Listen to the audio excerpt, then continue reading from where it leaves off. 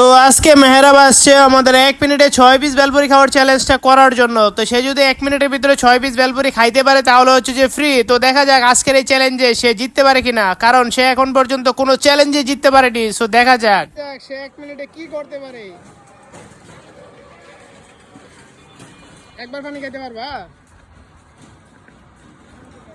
খুললে কাছে যাও।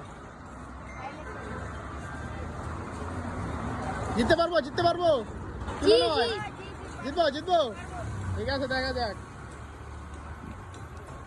1 মিনিট মামা 30 সেকেন্ড গেছে, চালু খা, চালু চালু